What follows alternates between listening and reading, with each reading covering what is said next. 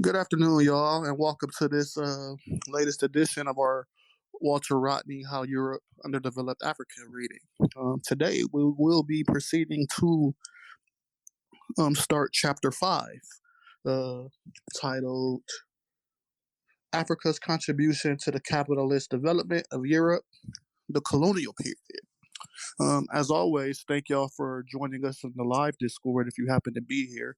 If you are in the live Discord, you can find a copy of the PDF that we're using for this reading in the pinned section of the Discord. And if you're following along on the YouTube, thank you as well. You can find that same PDF aforementioned in the description of the YouTube after the video is uploaded. Without further ado, let us begin with Walter Rodney's How Europe Developed Africa, Chapter 5, Africa's Contribution to the Capitalist Development of Europe, the Colonial Period. The colonies have been credited for the metropole by the metropole French saying, sales operations in the United States and management of the 14 Unilever plants are directed from Lever House on New York's fashionable Park Avenue. You look at this tall, striking glass and steel structure, and you wonder how many hours of unpaid black labor and how many thousands of tons of underpriced palm oil and peanuts, cocoa it costs to build it. That's a quote from W. Alpheus Hunt.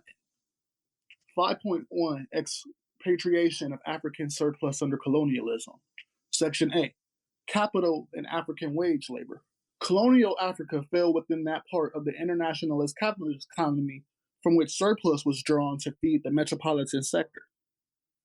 As seen earlier, exploitation of land and labor is essential for human social advance, but only on the assumption that the product is made available within that area where the exploitation takes place.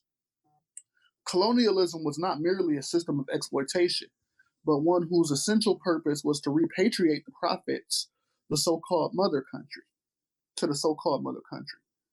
From an African viewpoint, that amounted to consistent expatriation of surplus produced by African labor out of African resources. It meant the development of Europe as part of the same dialectical process in which Africa was underdeveloped. By any standards, labor was cheap in Africa, and the amount of surplus extracted from the African laborer was great. Their employer under colonialism paid an extremely small wage, a wage usually insufficient to keep the worker physically alive, and therefore he had to grow food to survive. This applied in particular to farm labor of the plantation type, to work in mines, and to certain forms of urban employment. At the time of the imposition of European colonial rule, Africans were able to gain a livelihood from the land. Many retained some contact with the land in the years ahead, and they worked away from their shambas in order to pay taxes or because they were forced to do so. After feudalism in Europe had ended, the worker had absolutely no means of sustenance other than through the sale of his labor to capitalists. Therefore, to some extent, the employer was responsible for ensuring the physical survival of the worker by giving him a living wage. In Africa, this was not the case. The Europeans offered the lowest possible wage and relied on legislation backed by force to do the rest. There were several reasons why the African worker was more crudely exploited than his European counterpart in the present century. Firstly, the alien colonial state had a monopoly of political power after crushing all opposition by armed force. Secondly, the African working class was small, very dispersed, and very unstable, owing to migratory practices. Thirdly, while capitalism was willing to exploit all workers everywhere, European capitalists in Africa had additional racial justifications for dealing unjustly with the African worker. The racist theory that the black man was inferior led to the conclusion that he deserved lower wages. And interestingly enough, the light-skinned Arab and Berber populations of North Africa were treated as blacks by the white racist French. The combination of the above factors in turn made it extremely difficult for African workers to organize themselves. It is only the organization and resoluteness of the working class which protects it from the natural tendency of the capitalists to exploit to the utmost. That is why in all colonial territories, when African workers realized the necessity for trade union solidarity, numerous obstacles were laid in their paths by the colonial regimes. Wages paid to workers in Europe and North America were much higher than wages paid to African workers in comparable categories. The Nigerian coal miner at Enugu earned 1 per day for working underground and 0.9 per day for jobs on the surface. Wow. Such a miserable wage would be beyond comprehension of a Scottish or German coal miner who could virtually earn in an hour what the Enugu miner was paid for a 6-day week. The same disparity existed with port workers.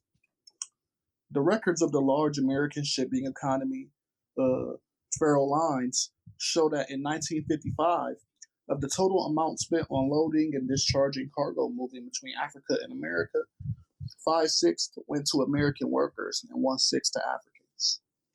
Yet it was the same amount of cargo loaded and unloaded at both ends. The wages paid to the American stevedore and the European coal miners were still such as to ensure that the capitalists made a profit. The point here is merely to illustrate how much greater was the rate of exploitation of African workers. Yeah, he's pointing out how it's not notable that they made a profit, merely to show that there's a rate of exploitation. So even though exploitation itself exists in all capitalistic contexts, it's not the same from place to place. So that's an important thing for him to point out. When discrepancies such as the above were pointed out during the colonial period, and subsequently those who justified colonialism were quickly to reply that the standard of cost of living was higher in capitalist countries.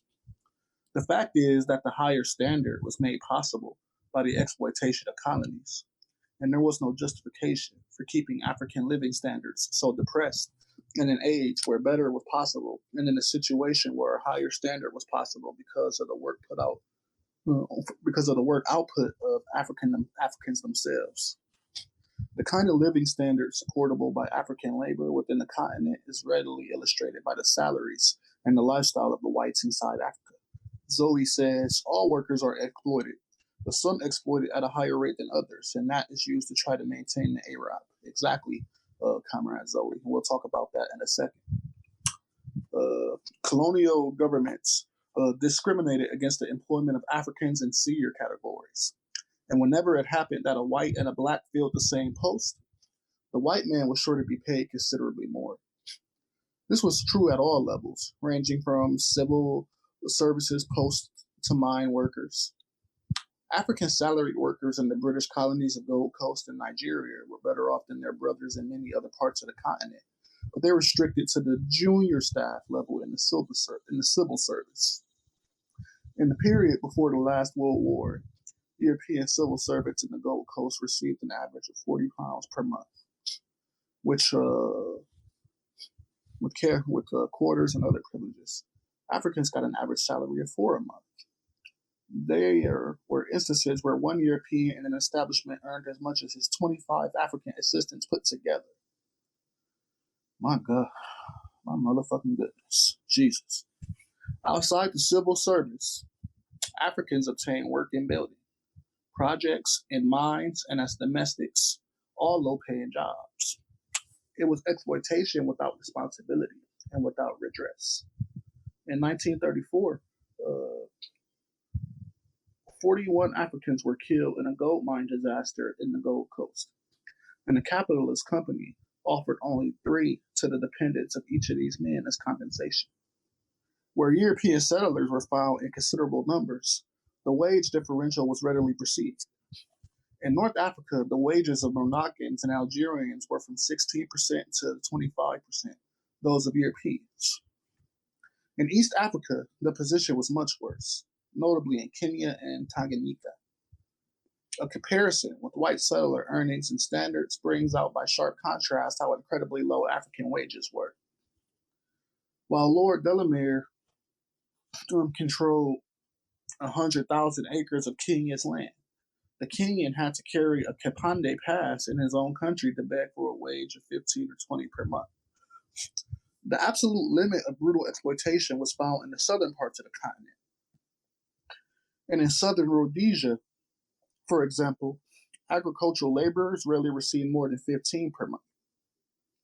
Workers in mines got a little more if they were semi-skilled, but they also had more intolerable working conditions. Unskilled laborers in the mines in northern Rhodesia often got as little as 7 per month.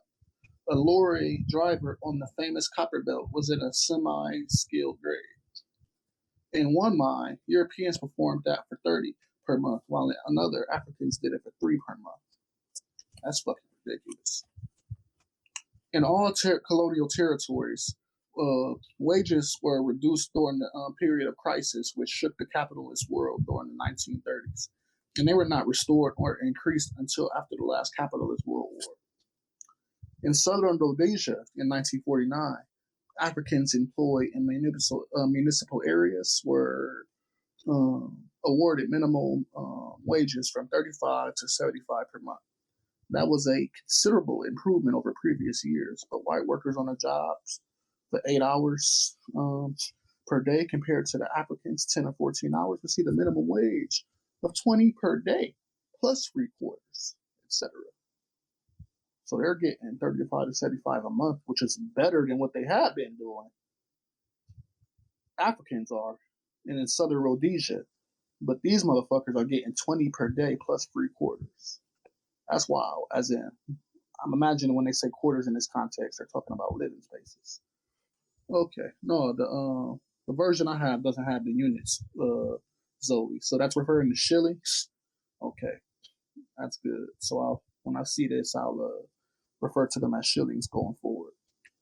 So they're receiving 35. So in southern Rhodesia, Africans employed in municipal areas are receiving 35 shillings to 75 shillings a month, while white workers are receiving 20 shillings per day in addition to free living places.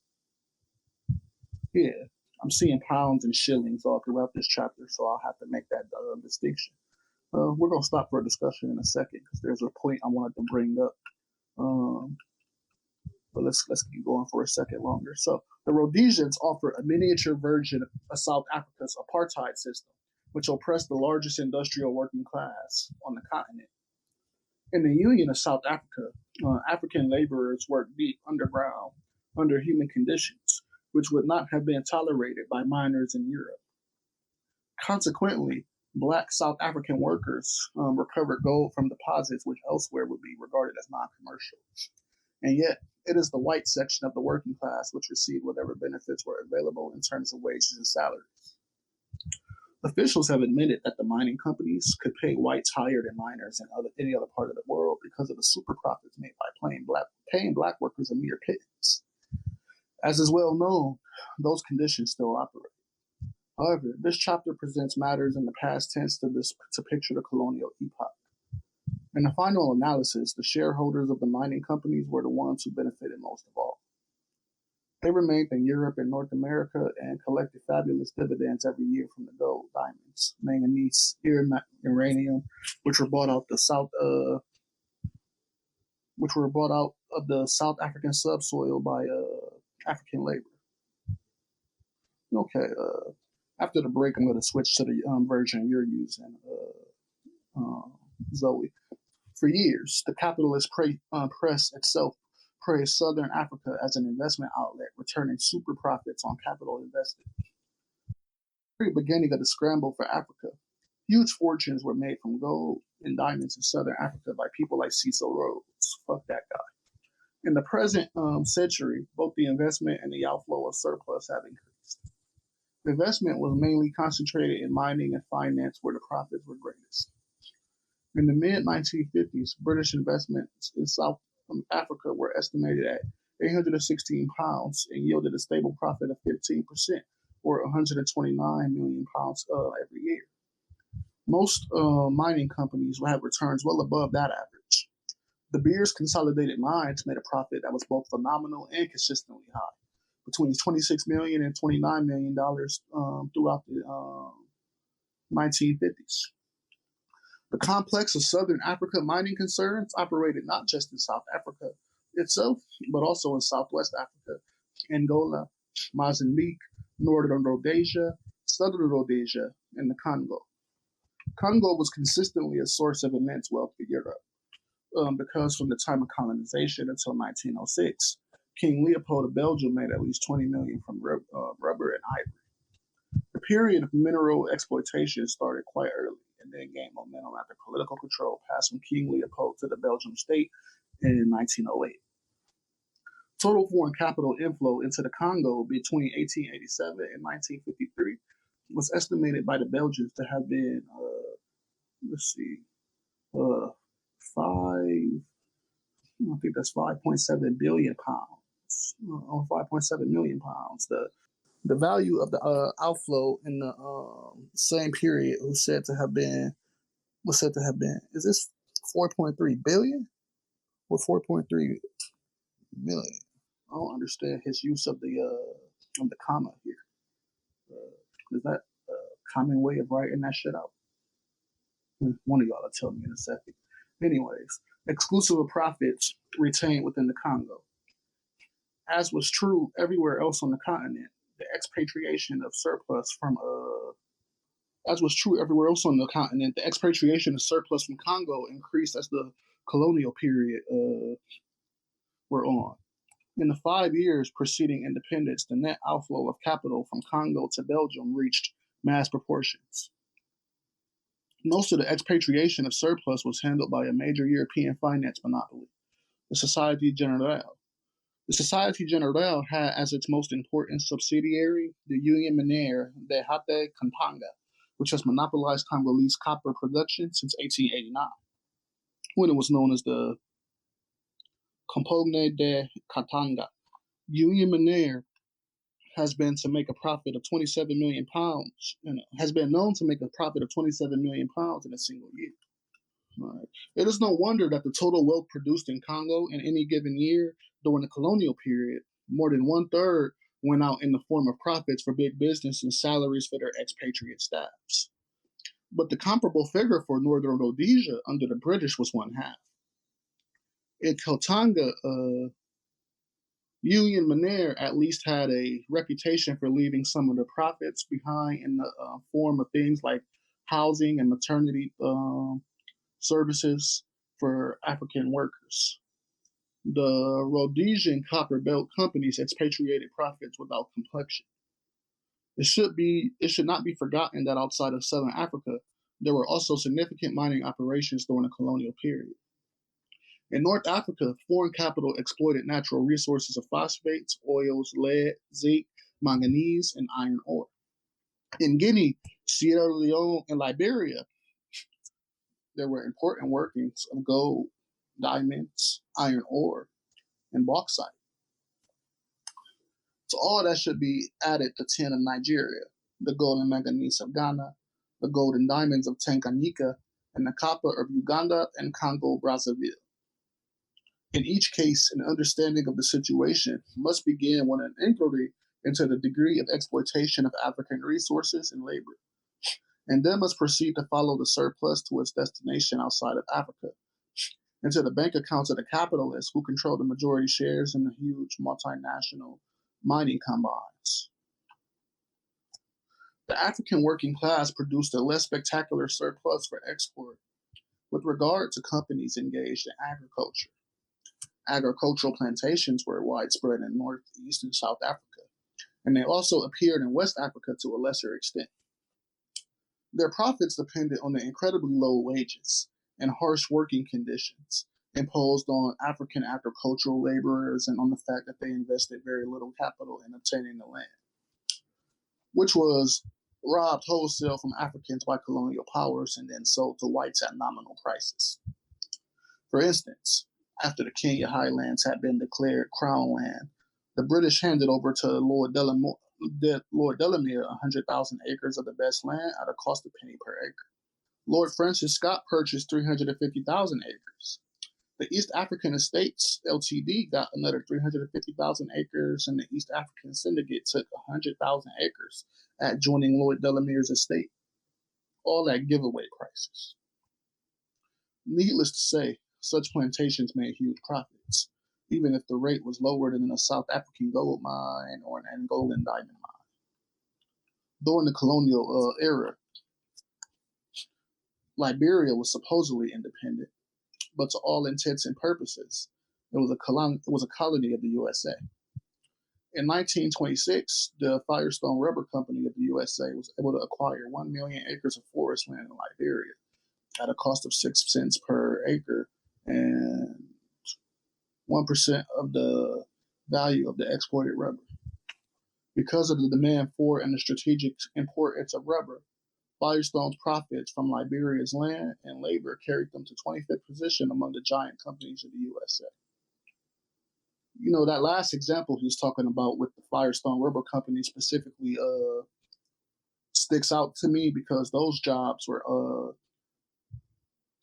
stolen from Africa and put in my hometown of Akron. That's where Firestone's, I believe that's where their main headquarters is, but Akron at one point was known as the rubber capital of the world, which is like really a spit in the face to Liberians when you think of it along that context. That's where Firestone, a lot of Firestone and Goodyear jobs were. Firestone Rubber Company, base of operations. Yeah, it was in Akron. Yep, definitely. So yeah, it's wild that they like would brand themselves that way. Oh, we're the rubber capital of the world. We're the biggest producer, and they're quite literally, you know, stealing those resources to even be able to do those jobs and work with rubber in the first place from Liberia. That's fucking capitalism for you. Let's see. So one of the things that was super interesting to me was at the beginning of the chapter. Do y'all remember when he was talking about Liberia? I don't remember which country he was referring to, but he was mentioning miners who'd gotten into an accident and only ended up being paid something like £3 or 3 shekels? Let me take a look.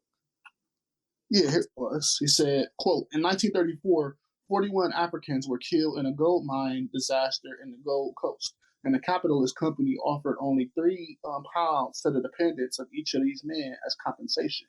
And that was as recently as 1934. It's interesting to note. So I've been reading Brother Malcolm's autobiography as dictated by Alex Haley, and in chapter 1, he talks about when Earl Little, I believe his name was, had died, possibly around the same time, actually. Earl Little. Yeah, so when Earl Little passed away, at that time, not passed away, when he was brutally murdered by most likely Klansmen, he'd had 2 insurance policies to his name. And they were able to collect on the smaller insurance policy, which ended up being about $500, and that was able to last them for a while. But when they went to collect on the bigger policy, the insurance company gave them like a run. They gave them the runaround. We all know how this story ends and goes. They gave them the runaround, you know, held it up for a little while, and eventually concluded that that Earl Little's murder was a suicide, so that they didn't have to pay out, and they never ended up collecting on the bigger insurance policy that he'd been paying on the entirety of his marriage. And not having access to that money was like a serious factor in what eventually leads to like the destruction of Malcolm X's family. The kids end up getting separated from each other. The mother ends up being committed into a home, not even into a home, into a hospital for 26 years, etc. So like capitalistic corporations, and even to this time, had definitely been operating this way all over the world at that time, where they're just quite literally so hyper focused on profit that any little corner they can cut to not have to pay out, even in situations where it seems like a slam dunk, they'll do it. Not paying minors, families, anything but £3, not paying out on insurance policies because you want to rule clan violence, suicides, stuff like that. So these are the kind of conditions Africans have been dealing with that whole time. And so I wanted to bring that up as a cautionary tale to say that like the shit wasn't nothing new, and it definitely wasn't limited in scope or scale. So that's something for y'all to think about. me do something real quick. There we go. So if you wanted to say something in the voice chat, don't hesitate to type stack in the chat, and I'll call on you if you wanted to make a point. So another thing that was interesting is when he said, in the final analysis, the shareholders of the mining companies were the ones who benefited most of all. They remained in Europe and North Africa and collected fabulous dividends every year from the gold. Or they remained in Europe and North America and collected fabulous dividends every year from the gold. Diamonds, manganese, uranium, which were bought out of the South African subsoil by African labor. For years, the capitalist press itself, Southern Africa as an investment outlet, returning super profits on capital invested. What's really interesting about that, oftentimes what you end up finding out as you read stuff like neo-colonialism, as you read stuff like how Europe underdeveloped Africa, is in like striking the deals that lead to all this hyper exploitation of Africans and other colonized and marginalized people in the global South. Oftentimes, these people aren't even leaving their countries in order to strike these deals. They're doing it through intermediaries. They're doing it through, as Rodney mentioned in chapter 4, section 4.3.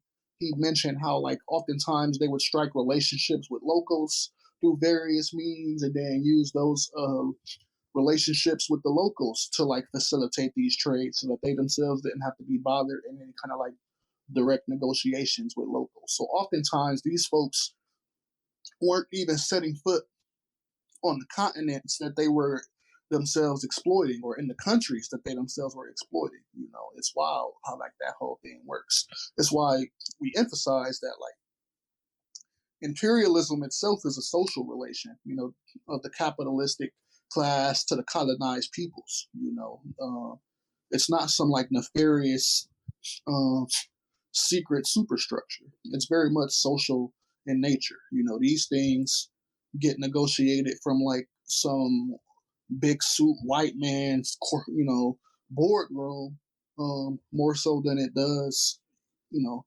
anywhere from inside the actual colonized countries where they're doing the exploitation in the first place.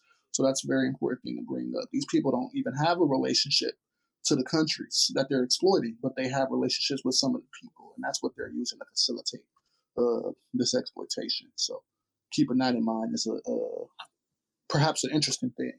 So in the chat, Annie says, horrible exploitation still exists in third world. Take the example of iPhone. They use labor arbitrage to find cheap labor in India, Indonesia, Bangladesh, etc. An iPhone made in the USA would cost like $30,000 since it's made in third world. It's around $1,000. An iPhone made in the USA would cost like $30,000, but since it's made in the third world, it's around $1,000. That's fucking wild. Let me pin that. I didn't know that. I have to read some. I have to like research that later to see if like those numbers match up, because I'd read anything between that and something along the lines of 40,000. So, but the point is like, yeah, that's exactly what they do it for. You know, you can't making stuff in America where the resources, typically speaking, aren't even native to the country, or is oftentimes just a more expensive expenditure. So when you hear stuff like "Buy USA," you know, from these fucking Democrats, or even from like the Trump administration when he was still in office, you're hearing "Buy USA" on the surface, but what you're actually getting when you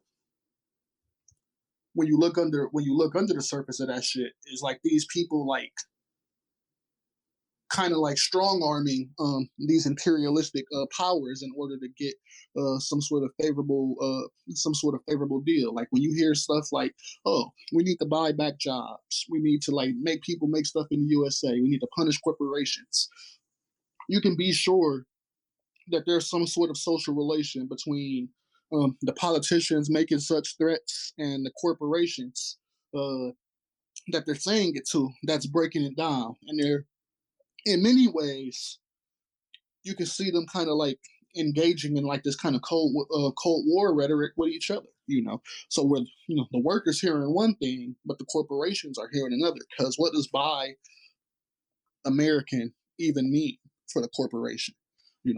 That means scale down the exploitation, scale down or scale up the work and the labor here, and necessarily cut into your profits, all in the name of overall trying to kind of maintain the capitalistic, imperialistic superstructure, and that's not a connection I had made until I started reading Nkrumah's Neo-colonialism and Fanon's Wretches of the Earth. But then once you hear the kind of shit that comes out of these politicians' mouths after you've read some of that stuff, you'll start to be able to notice the double speak that's coming from these folks' mouths, and you'll start to feel like everything is like has like a double meaning that is meant to be concealed from those who aren't doing the kind of engagement we do here in bread theory. So yeah, just keep y'all's ears open for that shit. Y'all might notice what I'm talking about next time y'all hear one of these motherfuckers talking. Let's see. So we got Section B coming up, European trading companies versus the African peasant. So I think what we're going to do is we're going to read Section B, and then we'll stop there for the week, because we got a lot of fucking reading to do. This chapter is about 60 pages or so, and so we don't want to front load too much of it into just one. So we'll see where we're at when we get to Section C, and then we'll figure out if we're going to continue with Section C or if we'll wait till next week. So let's go to Section B. European trading companies versus the African peasant. So far, this section has been dealing with that part of the surplus produced by African wage earners in mines, plantations, etc. But the African working class under colonialism was extremely small, and the vast majority of Africans engaged in the colonial money economy were independent peasants. How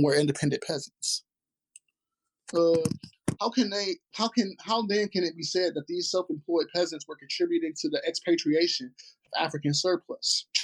Apologists for colonialism argue that it was a positive benefit for such farmers to have been given the opportunity to create surplus by growing or collecting produce such as cocoa, coffee, palm oil, etc. It is essential that this misrepresentation be clarified. A peasant growing a cash crop or collecting produce had his labor exploited by a long chain of individuals, starting with local businessmen. Sometimes those local businessmen were Europeans. Very rarely were they Africans, and more usually they were a minority. Give me a second. More usually they were a minority group bought in from outside and serving as intermediaries between the white colonialist and the exploited African peasant. Literally, we were just talking about that shit. Goddamn. In West Africa, the Lebanese and Syrians played this role, while in East Africa, the Indians rose to this position. Arabs were also in the middleman category in Zanzibar and a few other places on the African coast. Cash crop peasants never had any capital of their own. They existed from one crop to another depending on good harvest and good prices. As any bad harvest or fall of prices caused the peasants to borrow in order to find money to pay taxes and buy certain necessities. As security, they mortgaged their future crops to moneylenders in the middleman category. Non-payment of debts could and did lead to their farms being taken away by the moneylenders. The rate of interest on the loans was always fantastically high, amounting to what is known as usury in East Africa. Things were so bad that even the British colonial government had to step in and enact a native credit ordinance to protect Africans from Asian businessmen. However, in spite of some minor clashes between the colonialist and the middlemen, the two were part and parcel of the same apparatus of exploitation. On the whole, the Lebanese and Indians did the smaller jobs which Europeans could not be bothered with. They owned things such as cotton ginneries, which separated the seed from the lint, while of course Europeans concentrated on the cotton mills in Europe. The middlemen also went out to the villages, while Europeans liked to stay in towns. In the villages, the Indians and Lebanese took over virtually all buying and selling. channeling most of the profits back to Europeans and the towns and those overseas. The share of profits which went to middlemen was insignificant in comparison to those profits reaped by big European business interests and by the European governments themselves. The capitalist institution which came into most direct contact with African peasants was the colonial trading company. That is to say, a company specializing in moving goods to and from the colonies. The most notorious were the French concerns: Compagnie Francaise d'Afrique, Occidentale, CFAO, and Société Commerciale Ouest Africaine, SCOA, and the British-controlled United African Company, UAC. Those were responsible for expatriating a great proportion of Africa's wealth produced by peasant toil. Several of the colonial trade companies already had African blood on their hands from participation in the slave trade. Thus, after French merchants in Bordeaux made fortunes from the European slave trade, they transferred that capital to the trade in groundnuts from Senegal and Gambia in the middle of the 19th century.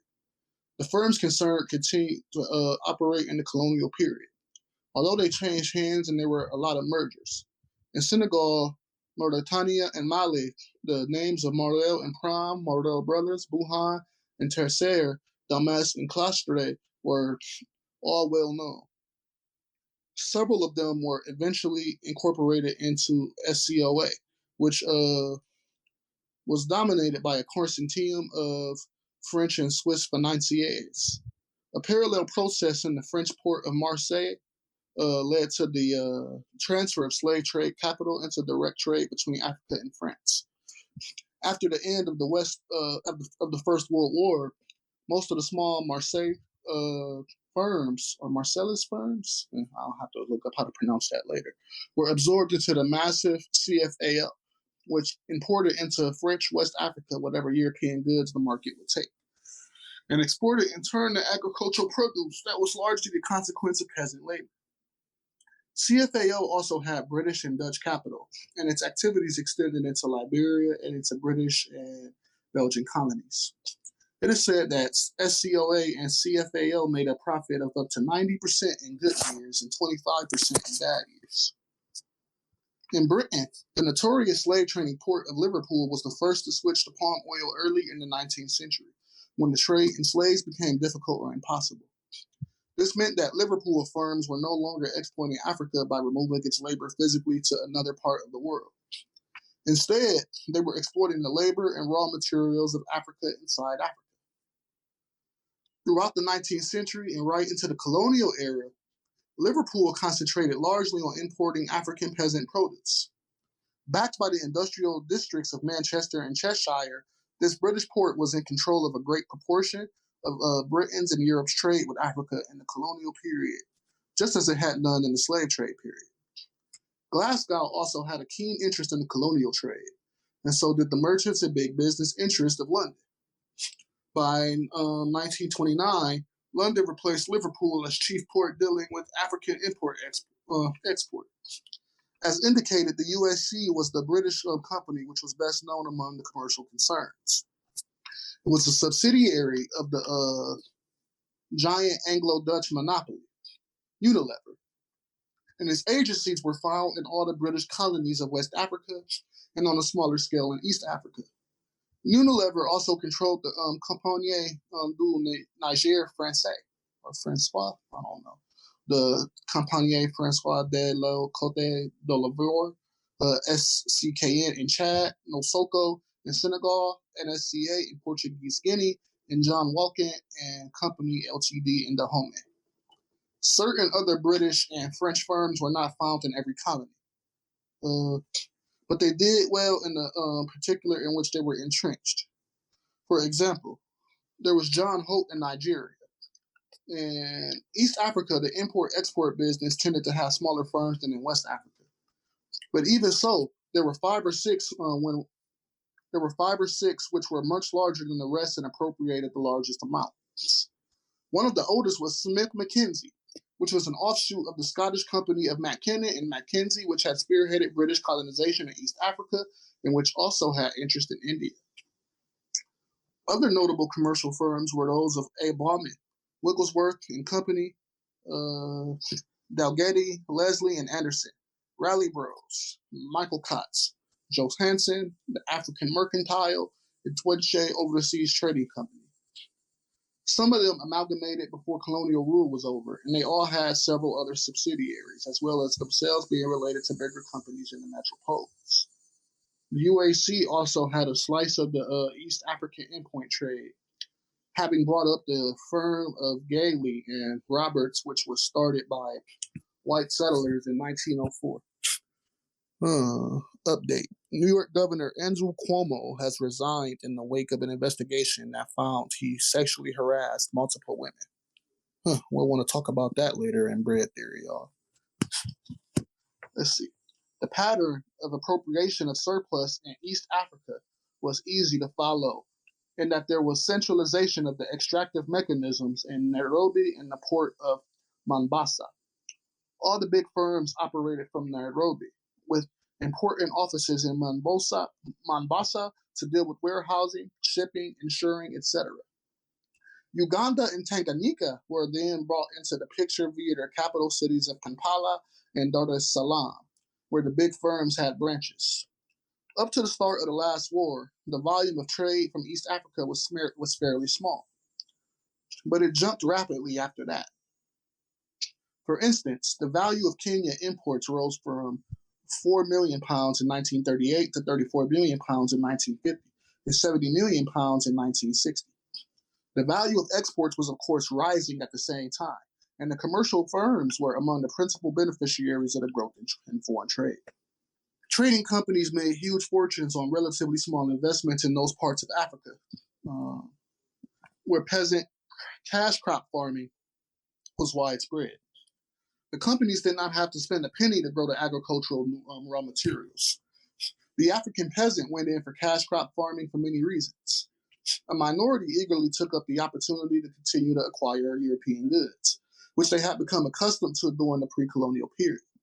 Many others in every section of the continent took to earning cash because they had to pay various taxes and money or because they were forced to work. Good examples of Africans literally being forced to grow cash crops by gun and whip were to be found in Tanganyika under German rule, in Portuguese colonies, and in French Equatorial Africa and the French Sudans in 1930s. These facts came most dramatically to the attention of the outside world when Africans resorted to violence. For example, forced cultivation of cotton was a major grievance behind the outbreak of Maji-Maji wars in Tanganyika and behind the nationalist revolt in Angola as late as 1960. In any event, there were very few cases where the peasant was wholly dependent on the cash for his actual sustenance. The trading companies took full advantage of that fact. Knowing that an African peasant and his family would keep alive by their own food shambas, the company had no obligation to pay prices sufficient for the maintenance of a peasant and his family. In a way, the companies were simply receiving tribute from a conquered people, without even the necessity to trouble themselves as to how the tributary goods were produced. Trading companies also had their own means of transport inside Africa, such as motor vessels and lorries, but usually they transferred the burden of transport cost on the peasant via the Lebanese or Indian middlemen. Those capitalist companies held the African farmer in a double squeeze by controlling the price paid for the crop and by controlling the price of imported goods such as tools, clothing, and bicycles to which peasants aspired. For example, prices of palm products were severely reduced by the UAC and other trading companies in Nigeria in 1929, while the cost of living was rising due to increased charges for imported goods. In 1924, the price for palm oil had been 14 shekels per gallon. This fell to 7 shekels in 1928 and to half in the following year.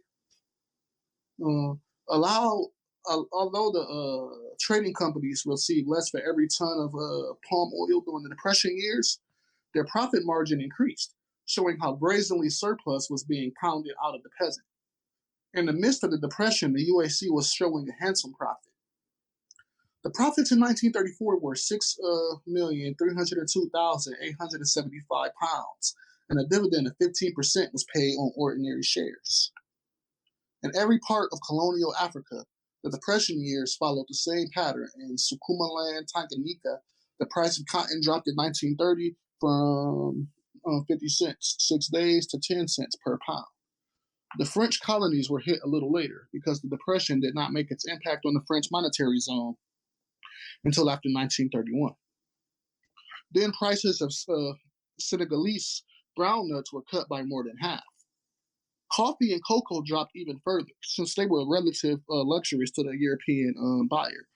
Again, it can be noted that French firms such as CFAO and SCOA faced lower prices when they sold the raw materials in Europe, but they never absorbed any losses.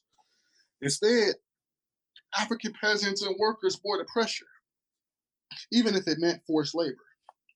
African peasants in French territories were forced to join so-called cooperative societies, which made them grow certain crops like cotton and made them accept whatever price was offered. Hardly after the Depression ended when Europe was at war. The Western powers dragged in the African people to fight for freedom. The trading firms stepped up the rate of plunder in the name of God and country. On the Gold Coast, they paid 10 pounds per ton for cocoa beans as compared to 50 pounds before the war. At the same time, the price of imported goods doubled or trebled. Many necessities passed beyond the reach of the ordinary man. On the Gold Coast, a piece of cotton print which had sold before the war for 12 shekels was 90 shekels in 1945. In Nigeria, a yard of khaki which was 3 shekels in pre-war days, went up to 16 shekels. A bundle of iron sheets, formerly costing 30 shekels, went up to 100 shekels, etc. That's fucking crazy. Urban workers were hardest hit by rising prices since they had to purchase everyday necessities with money, and part of their food was imported. Worker dissatisfaction highlighted this exploitative post-war situation. There were several strikes, and in the Gold Coast, the boycott of imported goods in 1948 is famous as the prelude to self-government under Nkrumah. However, peasants were also restless under low prices and expensive imports. In Uganda, the cotton-growing peasants could stand things no longer by 1947. They could not get their hands on the big British import-export firms, but they could at least deal with the Indian and African middlemen. So they marched against the Indian-owned cotton ginneries and demonstrated outside the palace of the Kabaka, the hereditary ruler who often functioned as a British agent in Uganda. Let's see. All right. To ensure that all the times the profit margin was kept as high as possible, the trading firms found it convenient to form pools. The pools fixed the price to be paid to the African cultivator and kept the price down to the minimum. In addition, the trading companies spread into several other aspects of the economic life of the colonies in such a way as to introduce several straws for the sucking out of surplus. In Morocco, to give one example, the Compagnie Générale du Maroc owned large estates, livestock farms, timber workings, mines, fisheries, railways, ports, and power stations. The giants like CFAO and USA also had their fingers in everything. CFAO's interests ranged from groundnut plantations to shares in the Faber and President shipping line. The people of Ghana and Nigeria met the UAC everywhere that they turned. It controlled wholesale and retail trade. Owned butter factories, sawmills, soap factories, singlet factories, cold storage plants, engineering, and motor repair shops, tugs, coastal boots, etc. Some of those businesses directly exploited African wage labor, while in one way or another, all operations skimmed the cream produced by peasant efforts in the cash crop sector. Sometimes the firms which purchased agricultural products in Africa were the same concerns which manufactured goods based on those agricultural raw materials. For instance, Cadbury and Fry, the two foremost English manufacturers of cocoa and chocolate, were buyers on the West African coast, while East Africa and the tea manufacturing concern of Bourbon both grew and exported tea. Many of the Marseilles, Bordeaux, and Liverpool trading companies were also engaged in manufacturing items such as soap and margarine in their home territories. This applied fully to the UAC, while the powerful Leger group processing oils and fats in France had commercial buyers in Africa. However, it is possible to separate the trading operations from the industrial ones. The latter represented the final stage in the long process of exploiting the labor of African peasants. In some ways, the most damaging stage. Peasants worked for large numbers of hours to produce a given cash crop, and the price of the product was the price of those long hours of labor. Since primary produce from Africa has always received low prices, it follows that the buyer and user of the raw material was engaging in massive exploitation of the peasants. The above generalization can be illustrated with reference to cotton, which is one of the most widely encountered cash crops in Africa. The Ugandan farmer grew cotton, which ultimately made its way into an English factory in Lancashire or a British-owned factory in India.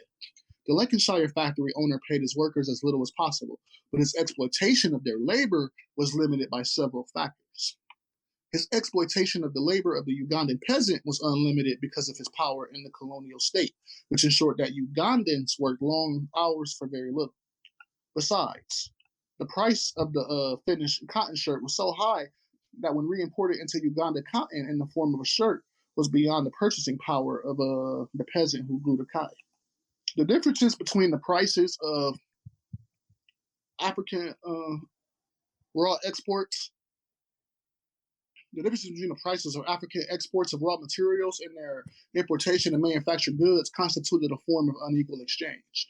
Throughout the colonial period, this inequality in exchange got worse. Economists refer to the process as one of deteriorating terms of trade. In 1939, with the same quantity of primary goods, colonies could buy only 60% of manufactured goods, which they bought in the decade of 1870 to 1880 before colonial rule. By 1960, the amount of European manufactured goods purchasable by the same quantity of African raw materials had fallen still further. There was no objective economic law which determined that primary produce should be worth so little. Indeed, the developed countries sold certain raw materials like timber and wheat at much higher prices than the colony could command. The explanation is that the unequal exchange was forced upon Africa by the political and military supremacy of the colonizers. Just as in the sphere of international relations, unequal treaties were forced upon small state interdependencies, like those in Latin America. The unequal nature of the trade between the metropole and the colonies was emphasized by the concept of the protected market, which meant even an efficient metropolitan producer could find a guaranteed market in the colony where his class had political control. Furthermore, as in the preceding era of pre-colonial trade, European manufacturers built up useful sidelines of goods which would have been standard in their own markets, especially in textiles. The European farmer also gained in the same way by selling cheap butter, while the Scandinavian fisherman came into his own through the export of salted cod. Africa was not a large market for European products compared to other continents, but both buying prices and selling prices were set by European capitalists. That certainly allowed their manufacturers and traders more easy access to the surplus of wealth produced in Africa than they would have had if Africans were in a position to raise the price of their own exports. So we finished up section B, y'all. We're gonna get in a little bit. Section C isn't that long, so we'll go through this link that Annie posted, discuss section B. Then we'll quickly run through section C and we'll wrap it up there. So that's the plan. So let's go into this link that this information that and we won't go through it all because we don't have time, but I'll post the link in the video. So it's the rate of exploitation, in the case of the iPhone. So Karl Marx, who lived from 1818 to 1883, like many of his sensitive contemporaries, was concerned with the wretched condition of factory workers and their trade union activity. It was evident that workers who produced goods in factories found themselves unable to save money and improve their lot, while factory owners grew richer. The inequality between owner and worker increased. It goes on to talk a little bit about the rate of exploitation. So it says, the current 2019 price for an iPhone 10 varies from about $900 in the United States to about $1,900 in Brazil and Turkey. At $30,000, the one estimate suggests that if the iPhone were made in the U.S., it would cost at least $30,000. All dollar amounts in this notebook refer to the US dollar. At $30,000, the iPhone is simply unaffordable. A minimum wage worker in India would have to work for 16 and a half years each day to afford one phone. A minimum wage worker in South Africa would need to work for 14 and a half years for one phone. Almost all of the 70 million iPhones currently in circulation, as well as the 30 million iPads and 59 million other Apple products, are made outside the US. So yeah, it's just showing you, like, even with how capitalism regulates markets, because it's not as if a person who would have to work for minimum wage in one of these countries and works 14 and a half years to 16 years to get one phone is somehow doing better when the phone is $900 or $1,900 and won't have to work for a while to afford one. And under capitalism, they kind of suggest this logic that if you can get it faster than you used to be able to get to, then clearly that must be progress. But in terms of like the material conditions of actual people, that's not real progress at all. So that's a good thing that you posted, Annie. And I'd read it all if it weren't 40 pages, but it's like 40 pages in that document. So y'all take a look at that, and maybe we can discuss it some other time. Another thing that it was interesting that it mentioned, though,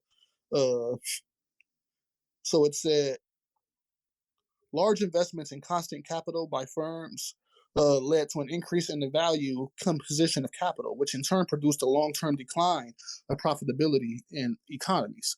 In the United States, for instance, over the period from 1947 to 1985, the value composition of capital increased by 103%, while the profit rate declined by 53%.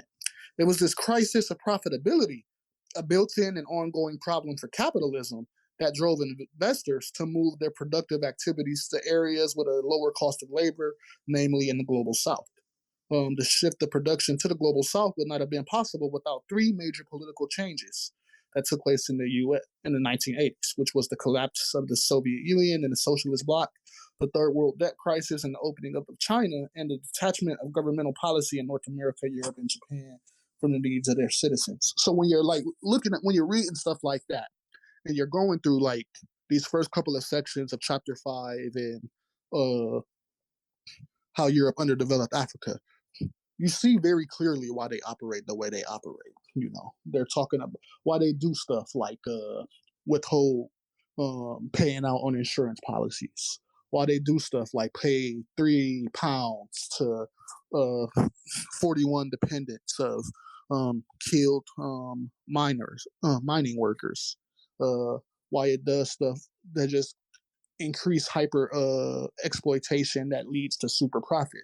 This is all in the name of the logic of capitalism. Nothing these people do is unexplainable. Nothing these people do is without logic that you can see quite clearly playing out in the way these people choose to operate economies. He said, so in 1939, with the same quantity of primary goods, colonies could buy only 60% of manufactured goods, which they bought in the decade of 1870 to 1880 before colonial rule. By 1960, the amount of European manufactured goods purchasable by the same quantity of African raw materials had fallen still further. So the goods are getting manufactured and the stuff is being made, and yet consumption and the ability to quite literally afford these things is decreasing. What is the suggestion here when Rodney talks about that? The suggestion is that as the rate of profit goes up, somebody's wages are getting suppressed. Somebody's buying power is being suppressed. Quite literally, somebody's ability to participate in the economy is being pulled out from under them in a way that makes it so that the capitalist can profit in the first place. It's the whole problem with it. So, like, that's why the idea that, like, capitalism has ever pulled anybody out of poverty at all is nonsensical. Quite literally, it leads to the logic which increases poverty in the first place. How can the poverty causer be the same thing that alleviates poverty? It doesn't really make a whole lot of sense when it necessarily needs poverty and necessarily needs poverty to operate as this kind of mode of production that seeks infinite profit. And the only way to, like, maximize profit under the capitalistic logic is to suppress wages, increase the cost of goods, and quite literally keep the economy unable to be participated in, while at the same time always making it so that stuff is continuing to be produced. You see excess and you see surplus and you see, what's the other word Zoe and I are always talking about? You see a lack of scarcity. There's no lack of field store or field shelves at any of these capitalistic stores. And yet, who's buying the stuff? Quite literally, who's buying the stuff? It's wild when you think of it along those lines. And he says, if anybody is interested in reading about global supply chains, then check out Value Chains, The New Economic Imperialism by Intan Sawande. Yeah, let's pin that too as a suggestion. All right, so let's go to section C real quick and quickly run through that. Then we'll be ready to wrap up for this week. This only take like, I'll say 10 minutes. It's not that long. So, section C, shipping and banking services. Channels for the exploitation of surplus were not exhausted by the trading companies and the industrial concerns. The shipping companies constituted an exploitative channel that cannot be overlooked. The largest shipping companies were those under the flags of the colonizing nations, especially the British. The shippers were virtually a law unto themselves, being very favorably regarded by their home governments as earners of super profits, as stimulators of industry and trade, as carriers of mail, and as contributors to the Navy when war came.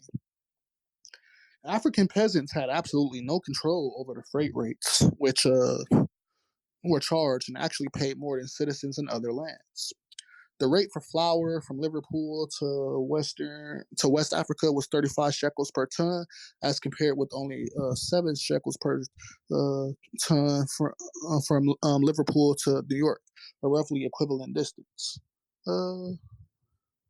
Freight rates normally varied with the volume of cargo carried, but the rate for cocoa was established at 50 shekels per ton, when amounts exported were small at the beginning of the century, and the same high figure remained when exports increased.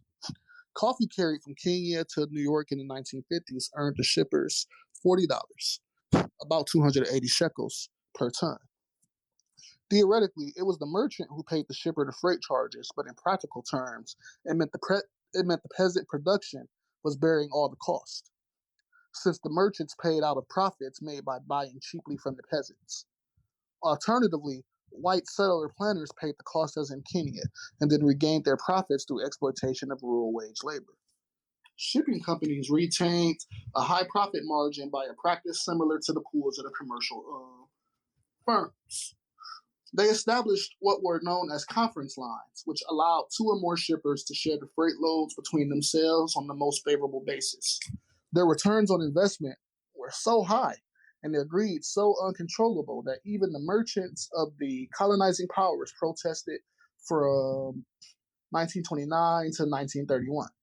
The UAC, backed by Unilever, engaged in an economic war with the West African Lines Conference, comprising the British shipping firm of Elder Dempster, the Holland West African Line, and the German West Africa Line. In that instance, the trading monopoly won a victory over the shipping monopoly, but it was a fight between 2 elephants, and the grass was trampled all the more.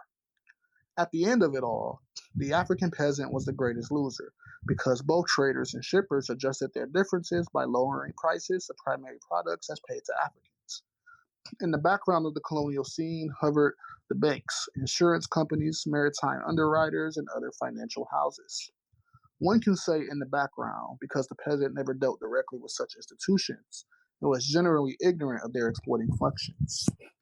The peasant or worker had no access to bank loans because he had no securities or collateral. Banks and finance houses dealt only with other capitalists who could prove to the bankers that whatever happened, the bank would recover its money and make a profit. In the epoch of imperialism, the bankers became the aristocrats of the capitalist world. So, in another sense, they were very much in the foreground. They registered a return on capital higher even than the mining companies, and each new direct investment that they made spelled further alienation of the fruits of African labor. Furthermore, all investments in the colonies was in effect the involvement of the big finance monopolies, since the smallest trading company was ultimately linked a big banker. The returns on colonial investment were consistently higher than those on investments in the metropoles, so the financiers stood to benefit from sponsoring colonial enterprise. In the earliest years of colonialism, the banks in Africa were small and relatively independent. This applied to the Banque de Senegal, started as early as 1853, and to the Bank of British West Africa, which began as an offshoot of the shipping firm of Elder Dempster. However, the great banking houses of Europe, which also carried on remote control of development ever since the 1880s, soon moved in directly on the colonial banking scene when the volume of capitalist transactions made this worthwhile.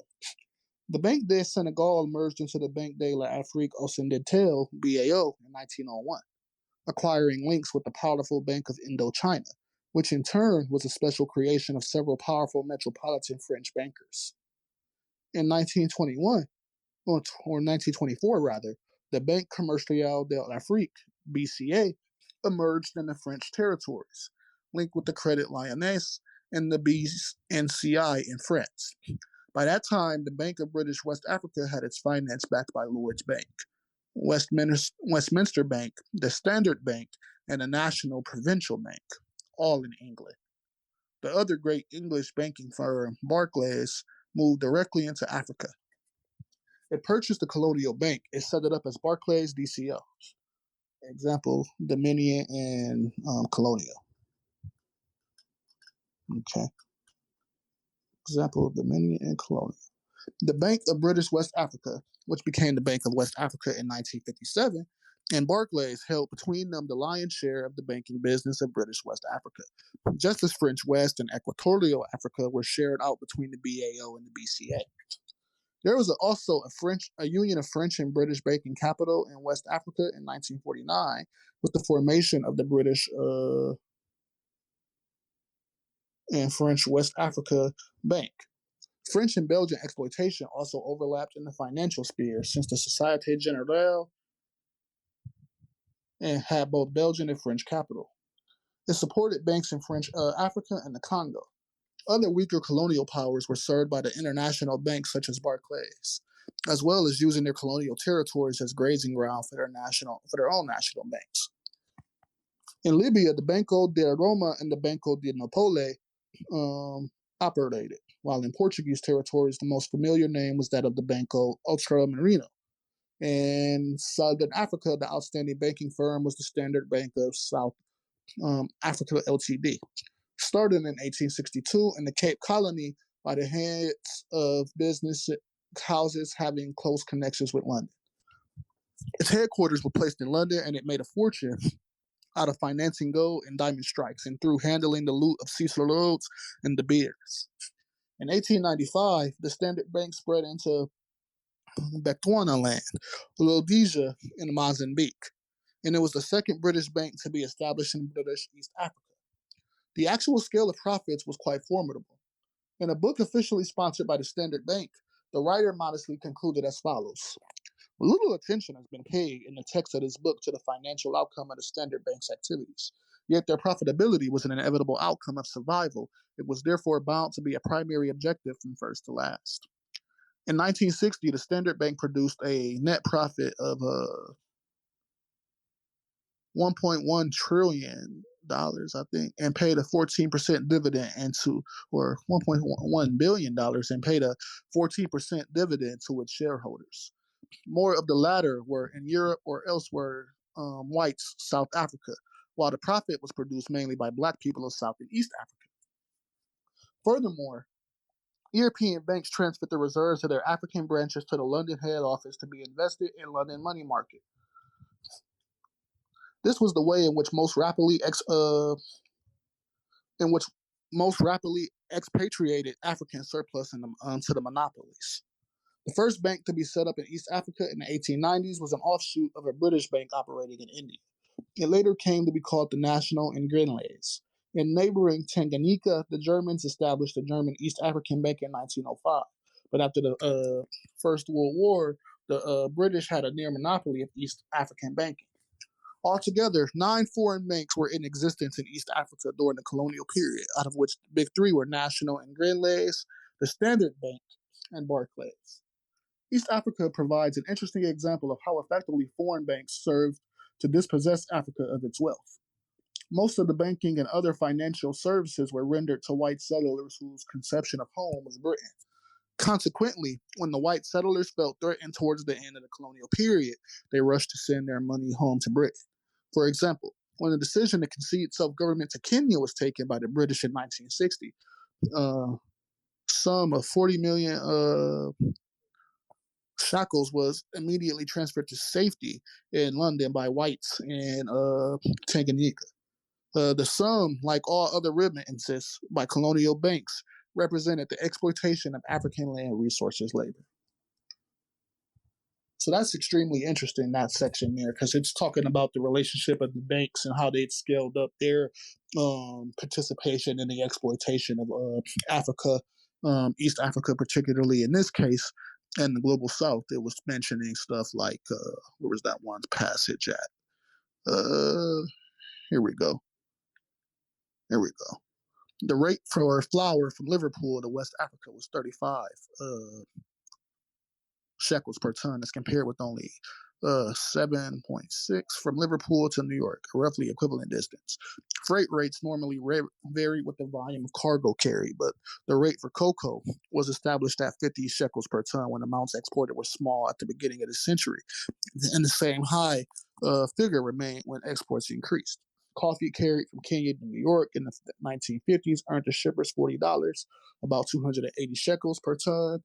Theoretically, it was the merchant who paid the shipper for freight charges, but in practical terms, it meant the peasant production was bearing all the costs, since the merchants paid out of profits made by buying cheaply from the peasants.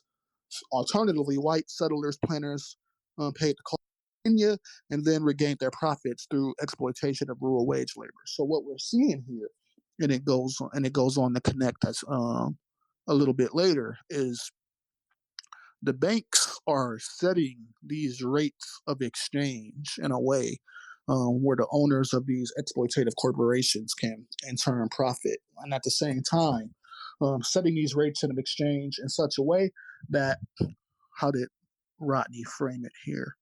He said that even though it was the merchant who ought to have been paying the shipper for freight charges, in the practical terms, it ended up meaning that the peasant production was bearing all the costs because the merchants paid out of profits made by buying cheaply from the peasants. So they're setting these rates and manufacturing this profit, but it ends up necessarily meaning that the peasant is the one who is bearing all the cost, while the actual capitalists are actually paying nothing at all other than whatever investment they would have made in the initial labor in the first place. So we can begin to see exactly why it's a problem that these banks are increasing their presence in the region. He said that there were 9 banks that established themselves in East Africa, and which banks did he say were the main ones? Uh, he said something about 3 different banks being the big 3: the National and Ingrenlays, the Standard Banks, and Barclays. So we have to always understand that from this analysis, it becomes very important for colonized nations to be able to do their own investment via banks, their own finance capital via banks, and not have to rely on any kind of outside investment for the facilitation of development, because relying on the outside investment for the facilitation of development inevitably leads to, well, underdevelopment. And so um, this has been what Rodney has given us as a cautionary tale on the destruction that banks uh, end up sowing through a country. So yeah, we're gonna wrap it up here, y'all. It was good reading through this. We got through 3 sections and learned quite a lot. we're going to go ahead and continue tomorrow with Angela Davis's women racing class. If our guest speaker can't facilitate tomorrow, then I'll go ahead and lead that myself. So either way, we're going to get to women racing class, and we'll continue Parenti this week too for the 11 o'clock session on Saturday. So as always, comrades, y'all know I love y'all. Solidarity always. Thanks for joining, and I'll see you guys later for more learning. Y'all take care.